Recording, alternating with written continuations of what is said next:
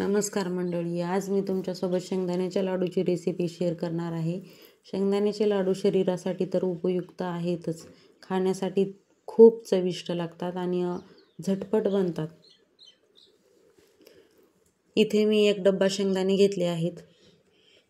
शेंगदाणे भाजते वेळेस मीडियम गॅसवर शेंगदाणे भाजायचे, म्हणजे छान भाजले जातात.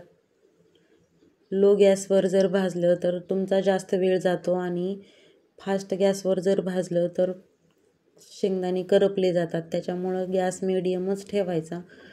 एकदम मस्त भाजले जातात शेंगदाणे. तुम्ही कच्च्या शेंगदाण्याचे पण लाडू बनवू शकता, पण ते शेंगदाण्याचे लाडू जास्त दिवस टिकत नाहीत, म्हणून भाजून घेऊनच लाडू बनवायचे. हे कमीत कमी 15 ते 20 दिवस राहतात लाडू. शेंगदाणे थंड झाल्यानंतर असं 2 हातानं चोळून त्याच्यावरची साल काढून घ्यायची. गूळ घेते आता मी. गुळाचं प्रमाण शेंगदाणे जेवढे घेतलेत त्याच्यापेक्षा थोडं कमी घ्यायचं. बरोबरला बरोबर जर प्रमाण टाकलं तर लाडू जास्तच गोड बनतात. त्याच्यामुळं थोडंसं कमी प्रमाण टाकायचं गुळाचं. लहान मुलांना पण देते वेळेस थोडंसं कमीच गोड द्यायचं.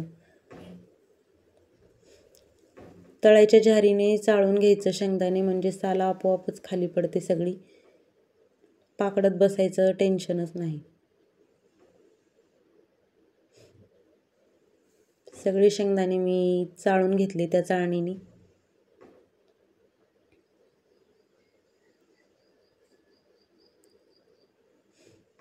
त्याच्यामध्ये काजू, बदाम, गूळ टाकून घ्यायचं.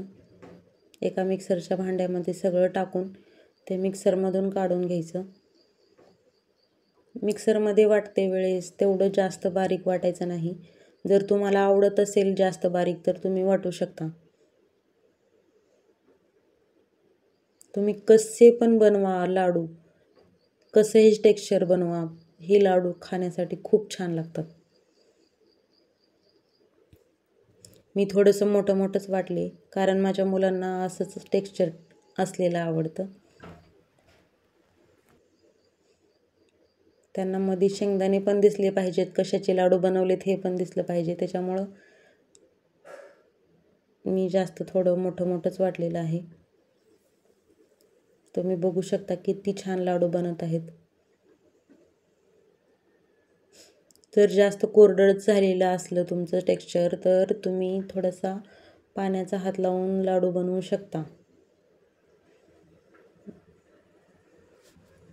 मी बनवलेले लाडू तुम्हाला आवडले का हे कमेंट करून सांगा आणि तुमची पद्धतही मला सांगा.